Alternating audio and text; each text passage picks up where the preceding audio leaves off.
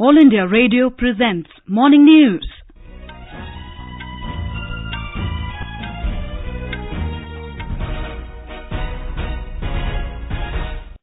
Good morning, I am Tanvi Taneja. The headlines. 74% voter turnout recorded for Rajasthan Assembly elections, 67% reported in Telangana. Voting begins for 8th phase of Panchayat polls in Jammu and Kashmir. Enforcement Directorate raids premises of Robert Vadra's close associates in Delhi NCR and Bengaluru in connection with alleged commission in defence deals. OPEC and its allies agree to cut oil output by 12 lakh barrels a day to boost global oil prices. In cricket, India bundled out Australia for 235 in the first innings on rain-marred third day of the Adelaide Test. And India to play Canada in their final group match of Men's Hockey World Cup at Bhubaneswar this evening.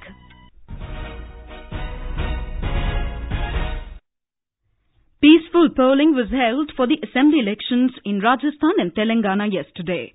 Around 74% voter turnout was recorded for 199 of the 200 seats in Rajasthan. Election to the Ramgarh Assembly in Alwar district was countermanded due to the death of a BSP candidate. 2,274 candidates, including 187 women, are in the fray for elections this year. Chief Minister Vasundhara Raje, Speaker of State Assembly Kailash Meghwal, former Chief Minister Ashok Gehlot, Congress State President Sachin Pilot, former Central Ministers C.P. Joshi, Girija Vyas and Mahadev Singh Khandela are among the important faces who are seeking election to the State Assembly this year. In Telangana, 67% voters exercised their franchise to elect a 119-member assembly. Political fate of 1,821 candidates, including 139 women, will be decided in these elections. The top contenders include Caretaker Chief Minister Chandrasekhar Rao and top TRS leaders like Taraka Ram Rao and Speaker Madhusudan Acharya.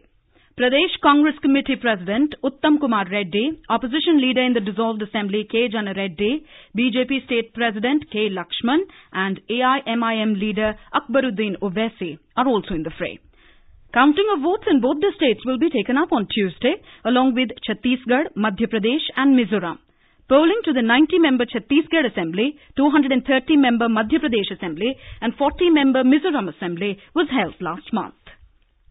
A BJP delegation comprising senior party leaders JP Nadda and Mukhtar Abbas Naqvi has asked the Election Commission to take action against Congress President Rahul Gandhi for allegedly using paid news to influence voters in Telangana and Rajasthan Assembly polls. Talking to reporters, Mr. Naqvi said 48 hours before the close of polls, the Congress chief had given an interview to a Hyderabad-based newspaper and claimed his party's victories in Telangana and other states, citing some poll surveys. Mr. Naqvi said this was a violation of poll norms as Mr. Gandhi tried to influence the free and fair polls. BJP has also lodged a complaint about booth capturing in some areas of Rajasthan and demanded repolling. In Jammu and Kashmir, polling for the 8th phase of Panchayat elections began a short while ago. The voting, which started at 8 a.m., will continue till 2 p.m. Over 2,000 polling stations are in Jammu division, while 550 are in the Kashmir Valley. In this phase, polling is taking place for 331 Sarpanch and 2,007 Panch seats. More than 6,300 candidates are in the fray. 43 Sarpanch and 681 Panch have already been elected unopposed. Our correspondent reports that Panchayat polls in the state are being held in 9 phases on a non-party basis. In the 8th phase, an electorate of 5,15,121 will be voting for Sarpanch constituencies and 4,19,775 for Panch constituencies. In this phase, 32 blocks from 13 districts of Jammu and Kashmir divisions are going to polls. A total of 361 polling stations have been categorized as hypersensitive, of which 171 are in Kashmir division and 190 in Jammu division. Government officers have been appointed as general observers to oversee the smooth and fair conduct of Panchayat elections. R.K. Raina, AR News, Jammu. Panchayat elections in Punjab will be held on the 30th of this month. Chief Electoral Officer Jagpal Singh Sandhu announced the poll schedule in Chandigarh yesterday. He said the nominations will be filed from the 15th of this month. Mr. Sandhu said the Model Code of Conduct has come into force with immediate effect. In all, more than 13,000 Sarpanch and around 84,000 Panch will be elected by about 1,28 lakh registered voters. Prime Minister Narendra Modi has expressed confidence that India's efforts to deny economic offenders safe havens abroad will show results. He was addressing the Jagran Forum organized by the Dainik Jagran Media Group in New Delhi yesterday.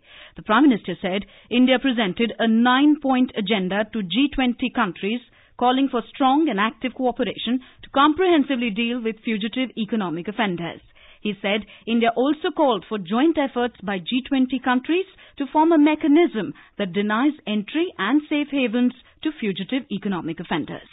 जो आर्थिक अपराध करने वाले भगोड़े हैं, उनको दुनिया में कहीं भी सुरक्षित पनाहगाह न मिले, इसके लिए भारत ने कुछ सुझाव अंतर्राष्ट्रीय समुदाय के बीच रखे हैं। मुझे विश्वास है कि हमारी ये मुहिम आज नहीं तो कल कभी न कभी रंग लाएगी।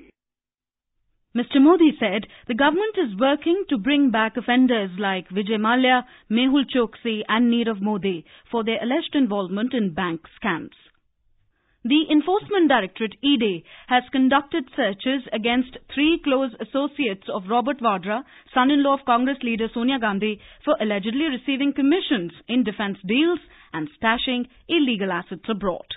This is for the first time that Vadra's associates have been linked to alleged commissions received in defence deals by the ED. The raids that began around noon yesterday were carried out at multiple premises in Delhi NCR and Bengaluru.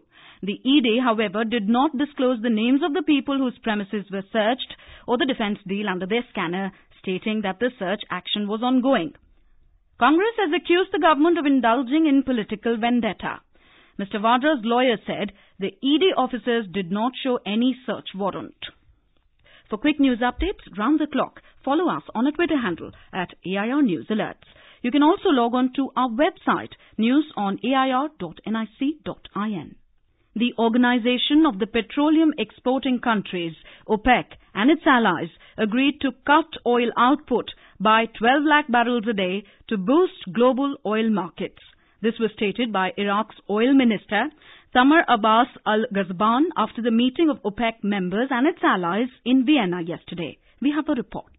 OPEC, the group of 40 nations, will cut crude oil output by 8 lakh barrels per day, while Russia and its allied producers would slash around 4 lakh barrels. The cuts are due to start next month and last 6 months. Venezuela, Iran and Libya, where the industry has already been disrupted by US sanctions or unrest, are exempt from the plans. OPEC and its partners, which together account for around half of the global output, say a glut in the market has led to oil prices falling by more than 30% in the 2 months. Prior to the meeting, Saudi Arabia has said the group would seriously consider the views of Prime Minister Narendra Modi and US President Donald Trump on lowering global crude oil prices. Sanjeev Jasrotia, News Desk. The Japanese government today enacted a new law to bring more blue-collar foreign workers into the country to address chronic labour shortages. Under the new law, the country plans to bring in 3,45,000 foreign workers in construction, food services, nursing and other sectors for 5 years. The law allows foreign nationals with skills in sectors facing severe shortages to obtain 5-year visas, which will not allow them to bring their families. Foreign workers in those fields who hold stronger qualifications and pass a more difficult Japanese language test will be able to obtain a visa that can be extended indefinitely, eventually leading to residency and being able to bring over one's family. Prime Minister Shinzo Abe told Parliament that the government plans to start the scheme from April next year. In Brazil, 12 people, including 5 hostages, were killed in the town on Milagres yesterday as the police foiled an assault on 2 banks by a gang of armed robbers. 5 of the hostages were members of the same family. They were returning from the airport when some of the robbers held them hostage. 6 gangsters were also killed and 2 have been arrested. The identity of the 6th deceased person is being ascertained. Various weapons and explosives, as well as 3 vehicles used in the assaults, were also recovered. Brazil is one of the most violent countries in the world, with a homicide rate of 30.8 per 1 lakh inhabitants. The figure is 3 times higher than the level the United Nations considers to be endemic violence. On to sports news now. In cricket, India today bundled out Australia for 235 on rain-marred third day of the Adelaide Test. The hosts trailed by 15 runs as the visitors had posted 250 in the first innings. After rain delayed the start of proceedings this morning, Australia resumed play at the overnight score of 191 for 7 with Travis Head and Mitchell Starc at the crease. Starc was out before rain again played spoilt sport. After the match resumed, Travis and Josh Hazlewood were removed by Mohammad Shami in the same over. Besides Shami's 2 wickets, Ravichandran Ashwin and Jasprit Bumrah bagged 3 wickets each, while Ishant Sharma claimed 2. This is the first test of the 4-match series. India will take on Canada in their third and final Group C match of the Men's Hockey World Cup at Bhubaneswar today. The match will start at 7 p.m. The hosts would look for a convincing win today to maintain the top spot in the group and earn a direct qualification to the quarterfinals. The Indian team has been unbeaten so far with a win and a draw from 2 games played. In the other Pool C match, Belgium will clash with South Africa at 5 p.m. Belgium and India have the same number of points, 3, and they are separated only by goal difference. 2-time defending champions Australia from Group A and Argentina from Pool B are the 2 teams that have qualified to the last 8 stage so far. Top team in each pool at the end of each group stage will book a place in the quarterfinals. To determine the remaining 4 last 8 berths, crossover matches will be played between the second and the third placed teams of each group. NASA's InSight lander, which touched down on Mars last month, has provided the first ever sound of Martian wind on the red planet. The NASA said InSight sensors captured a haunting low rumble caused by vibrations from the wind, estimated to be blowing around 20 kilometers per hour. And now for an overview of today's newspapers. It's over to Anuja Kumar. Thank you, Tanvi. All the newspapers have prominently carried the exit polls predictions for the assembly elections in 5 states. Exit polls predict a photo finish, headlines the Hindustan Times. The Tribune writes, tight race between BJP and Congress in Madhya Pradesh and Chhattisgarh.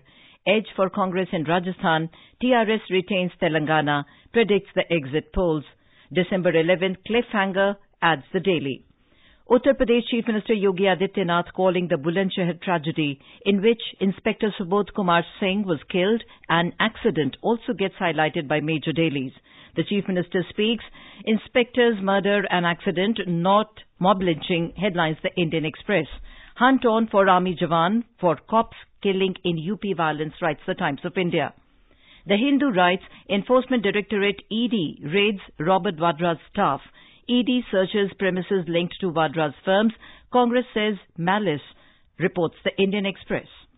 Drawing attention to the war veterans, cautioning against politicization of operations, the Hindu quotes Lieutenant General Huda, the face of the surgical strikes carried out across LOC in 2016, as saying hype around surgical strikes unwarranted. The Tribune too quotes him, publicity can have a detrimental effect. To manage insurance for all, Niti Aayog plans new authority, not Health Ministry, is a story highlighted in the Indian Express. The Uttarakhand government banning the film Kedarnath that depicts a Hindu-Muslim love affair, citing a law and order situation, is noticed by the Times of India. High Court okay with Kedarnath, but Uttarakhand bans it, headlines the Daily. More delivery women hit the road, headlines the Economic Times. The paper says that female staff in e-commerce companies have doubled to over 40,000 in 1 year due to lower attrition, and the upheld is likely to continue.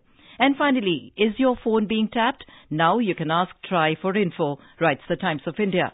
In a transparency-friendly ruling, the Delhi High Court has upheld that an applicant can seek information on surveillance or tracking of one's phone by an agency from TRAI under the RTI Act.